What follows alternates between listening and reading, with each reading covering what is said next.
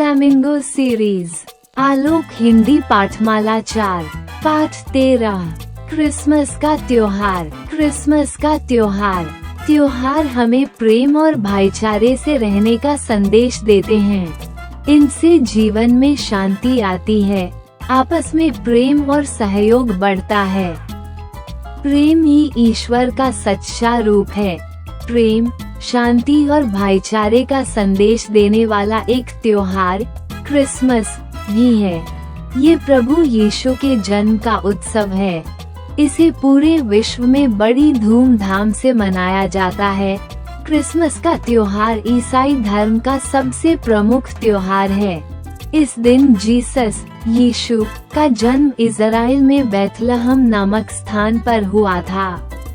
यीशु की माता का नाम मरियम था।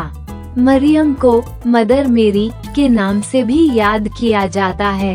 कहा जाता है कि बैतलहम में जिस स्थान पर यीशु का जन्म हुआ था वो एक पशुशाला थी और उस समय कुछ गडरिये पास के खेत में भेड़ें चरा रहे थे। तभी एक देवदूत प्रकट हुआ। देवदूत के प्रकट होते ही चारों ओर एक अद्भुत प्रकाश फैल गया। देवदूत ने गडरियों को बताया कि विश्व में एक अनोखे बालक का जन्म हुआ है। वो मानवता के कष्ट दूर करने के लिए आया है। वो इस समय पास की एक पशुशाला में पड़ा हुआ है। संदेश देकर देवदूत अदृश्य हो गया। देवदूत के संदेश के अनुसार चरवाहे पशुशाला में पहुँचे तो उन्होंने पुराने कपड़ों में लिपटे पड़े एक बालक को देखा। उस बालक के मुख पर अद्भुत तेज था। तभी उन्हें गगन में एक ऐसा तारा दिखाई दिया जो बहुत अधिक रोशनी दे रहा था। लोग समझ गए कि यह बालक आगे चलकर संसार को रोशनी देने वाला है।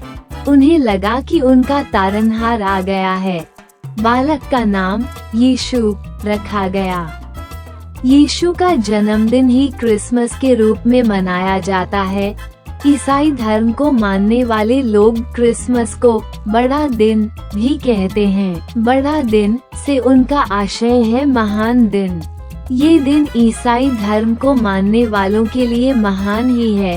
क्रिसमस के दिन चर्च, गिरजाघर में यीशु और मरियम के चित्र सजाए जाते हैं। घरों में भी सजावट की जाती है। गिरजाघर तथा घरों की सजावट में रंगीन कागज से बने तारों का प्रयोग किया जाता है। ये तारे उन विशेष तारों के प्रतीक माने जाते हैं जो प्रभु यीशु के जन्म के समय दिखाई पड़े थे।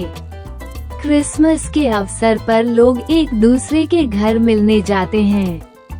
वे एक दूसरे को उपहार तथा क्रिसमस की शुभकामनाएं देते हैं। बच्चे तो क्रिसमस का विशेष रूप से इंतजार करते हैं।